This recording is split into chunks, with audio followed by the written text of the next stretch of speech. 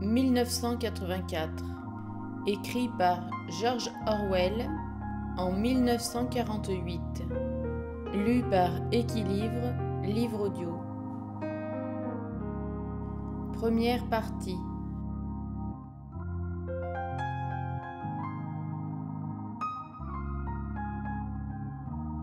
Chapitre 4. Suite. Il y avait les immenses ateliers d'impression, avec leurs sous-éditeurs, leurs experts typographes, leurs studios soigneusement équipés pour le trucage des photographies. Il y avait la section des programmes de télévision, avec ses ingénieurs, ses producteurs, ses équipes d'acteurs spécialement choisis pour leur habileté à imiter les voix. Il y avait les armées d'archivistes, dont le travail consistait simplement à dresser les listes des livres et des périodiques qu'il fallait retirer de la circulation. Il y avait les vastes archives, où étaient classés les documents corrigés, et les fournaises cachées, où les copies originales étaient détruites. Et quelque part, absolument anonyme, il y avait les cerveaux directeurs, qui coordonnaient tous les efforts et établissaient la ligne politique qui exigeait que tel fragment du passé fût préservé, tel autre falsifié, tel autre encore anéanti.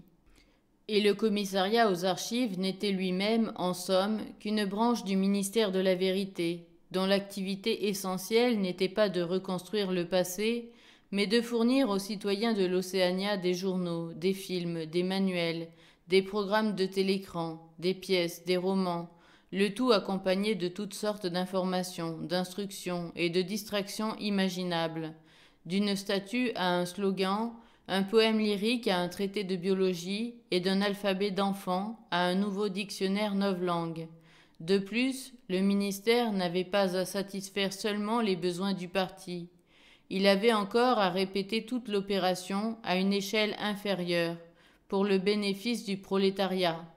Il existait toute une suite de départements spéciaux qui s'occupaient pour les prolétaires de littérature, de musique, de théâtre et en général de délassement, là où on produisait des journaux stupides qui ne traitaient presque entièrement que de sport, de crime et d'astrologie, de petits romans à 5 francs, des films juteux de sexualité, des chansons sentimentales composées par des moyens entièrement mécaniques sur un genre de kaléidoscope spécial appelé versificateur. Il y avait même une sous-section entière, appelée en novlangue pornosexe, occupée à produire le genre le plus bas de pornographie. Cela s'expédiait en paquets scellés qu'aucun membre du parti, à part ceux qui y travaillaient, n'avait le droit de regarder. 3 autres messages étaient tombés du tube pneumatique pendant que Winston travaillait, mais ils traitaient de questions simples, et Winston les avait liquidés avant d'être interrompu par les 2 minutes de la haine. Lorsque la haine eut pris fin, il retourna à sa cellule. Il prit sur une étagère le dictionnaire novlangue, écarta le phonoscript, essuya ses verres et s'attaqua au travail principal de la matinée. C'est dans son travail que Winston trouvait le plus grand plaisir de sa vie. Ce travail n'était, le plus souvent, qu'une fastidieuse routine, mais il comprenait aussi des parties si difficiles et si embrouillées que l'on pouvait s'y perdre autant que dans la complexité d'un problème de mathématiques. Il y avait de délicats morceaux de falsification, où l'on n'avait pour se guider que la connaissance des principes Angsoc et sa propre estimation de ce que le parti attendait de vous. Winston était bon dans cette partie. On lui avait même parfois confié la rectification d'articles de fond du journal Le Times, qui était écrit entièrement en novlangue. Il déroula le message qu'il avait mis de côté plus tôt. Ce message était ainsi libellé. Times, 3-12-83. Report, ordre du jour, bébé, plus non satisfait, ref, non être, réécrire entier, sum o, avant classement. En ancien langage, en anglais ordinaire, cela pouvait se traduire ainsi. Le compte-rendu de l'ordre du jour de Big Brother dans le numéro du journal Le Times du 3 décembre 1983 est extrêmement insatisfaisant et fait allusion à des personnes non existantes. Réécrire en entier et soumettre votre projet aux autorités compétentes avant d'envoyer au classement. Winston parcourut l'article incriminé. L'ordre du jour de Big Brother avait, semblait-il, principalement consisté en éloges adressés à une organisation connue sous les initiales CCFF, qui fournissait des cigarettes et autres douceurs aux marins des forteresses flottantes. Un certain camarade Weezer, membre éminent du parti intérieur, avait été distingué, spécialement cité et décoré de la seconde classe de l'ordre du mérite insigne. 3 mois plus tard, le CCFF avait brusquement été dissous. Aucune raison n'avait été donnée de cette dissolution. On pouvait présumer que Weezer et ses associés étaient alors en disgrâce, mais il n'y avait eu aucun commentaire de l'événement dans la presse ou au télécran. Ce n'était pas étonnant, car il était rare que les criminels politiques fussent jugés ou même publiquement dénoncés. Les grandes épurations embrassant des milliers d'individus accompagnaient du procès public de traîtres et de criminels de la pensée qui faisaient d'abjectes confessions de leurs crimes et étaient ensuite exécutés, étaient des spectacles spéciaux, montés environ une fois tous les 2 ans. Plus communément, les gens qui avaient encouru le déplaisir du parti disparaissaient simplement et on n'entendait plus jamais parler d'eux. On n'avait jamais le moindre indice sur ce qui leur était advenu. Dans quelques cas, ils pouvaient même ne pas être morts. Il y avait 30 individus personnellement connus de Winston qui, sans compter ses parents, avaient disparu à une époque ou à une autre. Winston se gratta doucement le nez avec un trombone. Dans la cabine d'en face, le camarade Tillotson, ramassé sur son phonoscript, y déversait encore des secrets. Il leva un moment la tête. Même éclair hostile des lunettes. Winston se demanda si le camarade Tillotson faisait en ce moment le même travail que lui. C'était parfaitement plausible. Un travail si délicat n'aurait pu être confié à une seule personne.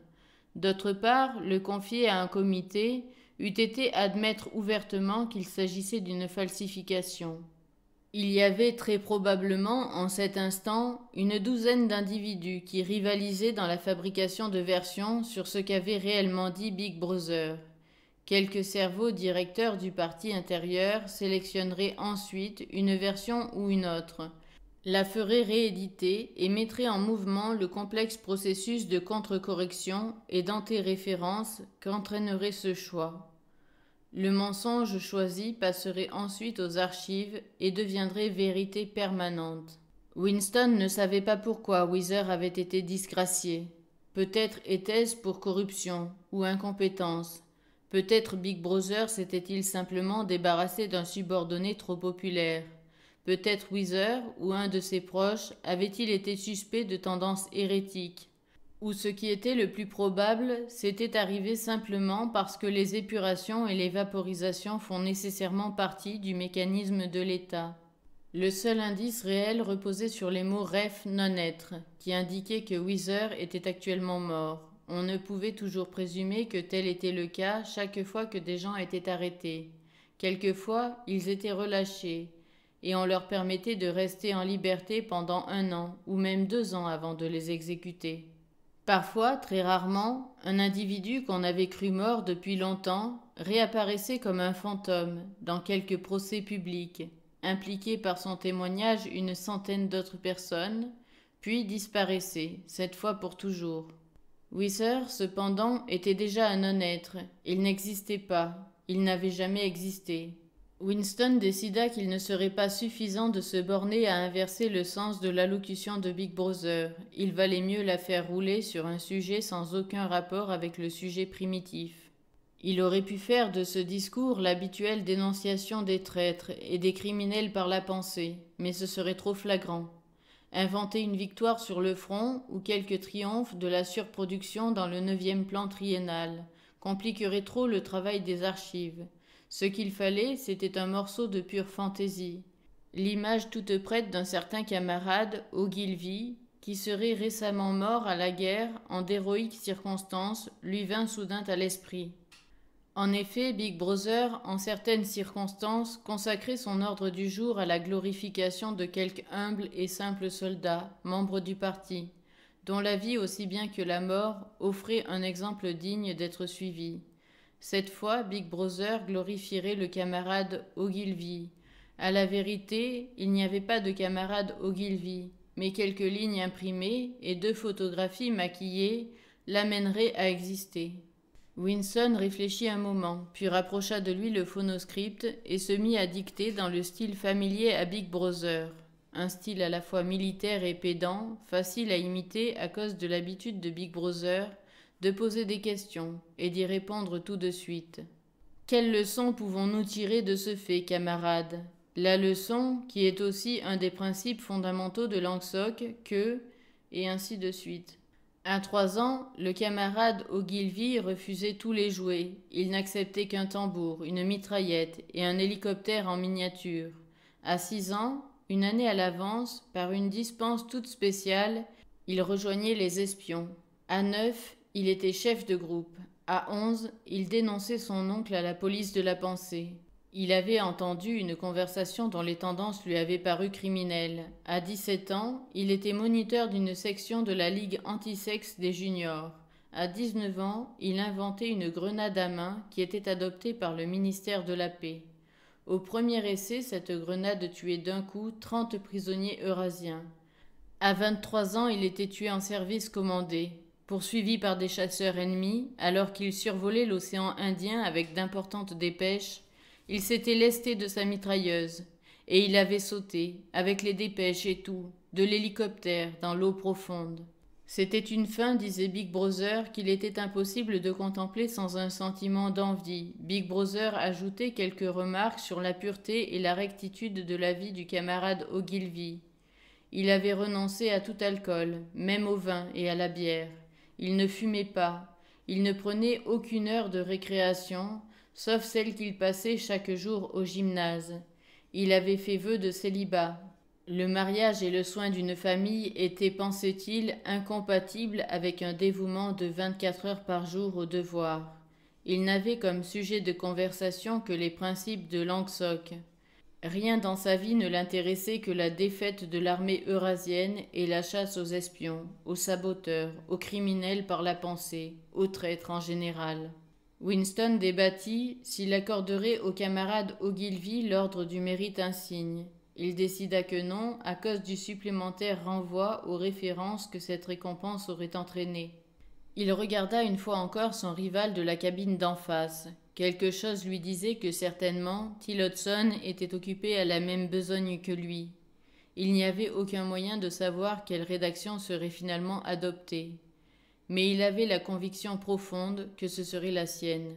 Le camarade Ogilvy, inexistant 1 heure plus tôt, était maintenant une réalité. Une étrange idée frappa Winston. On pouvait créer des morts, mais il était impossible de créer des vivants. Le camarade Ogilvy, qui n'avait jamais existé dans le présent, existait maintenant dans le passé. Et quand la falsification serait oubliée, son existence aurait autant d'authenticité, autant d'évidence que celle de Charlemagne ou de Jules César.